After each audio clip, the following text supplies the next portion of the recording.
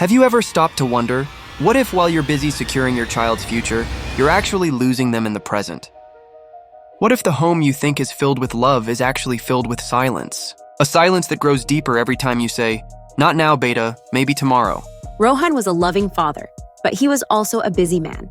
Like many parents, he believed that working hard, earning well, and providing the best facilities for his son Arav was the way to show love. But love is not measured in school fees or fancy toys. Love is measured in moments. And Rohan was running out of them, without even realizing it. As Arav grew up, his excitement to spend time with his father never faded. But Rohan was always caught up in work, deadlines, and responsibilities. And every time Arav asked for his attention, the answer was always the same. "Not now, beta. Maybe later, maybe later." 2 words that can slowly break a child's heart. One evening, after gathering all his courage, Arav walked up to his father once again. "Papa, will you play cricket with me today?"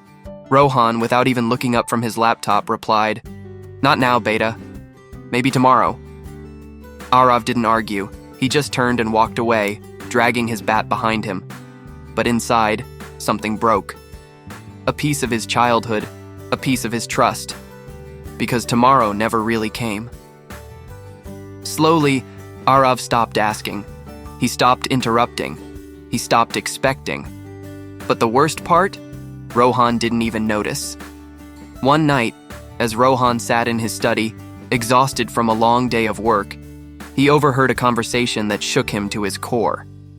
Arav was talking to his mother. "Ma, I don't think Papa has time for me anymore. Maybe I should stop asking." Rohan froze.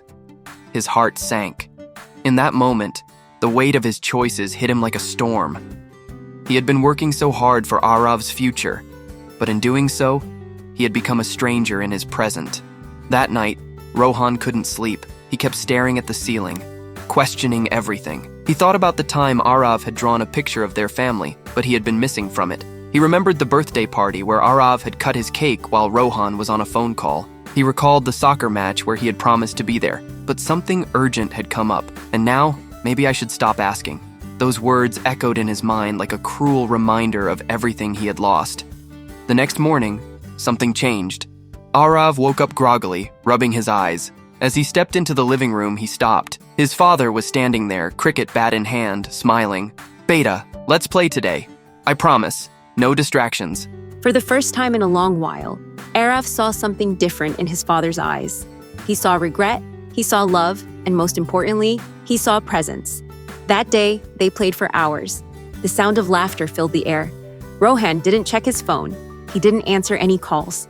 He was there, and it wasn't just one day. Small but powerful changes began to happen. At dinner, Rohan started asking about Arav's day and actually listened to the answers. He put his phone away. He helped Arav with homework.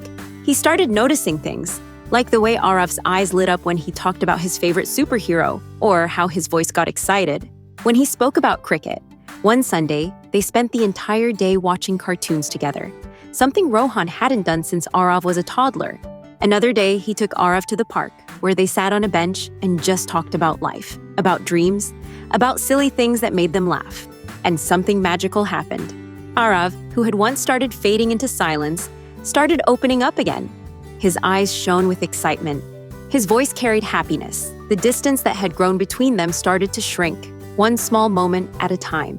Parents often believe that grand gestures make children happy, buying the latest gadgets, taking them on expensive vacations. But in reality, children don't remember things. They remember moments. They remember you. Years from now, Arav might forget the cricket bat, the toys, or even the gifts Rohan bought him. But he will always remember the time his father switched off his phone just to play with him. He will remember the feeling of being seen. So ask yourself, when was the last time you truly listened to your child? Not just heard them, but truly listened? Because time is the one thing we can never get back. Don't let not now become too late.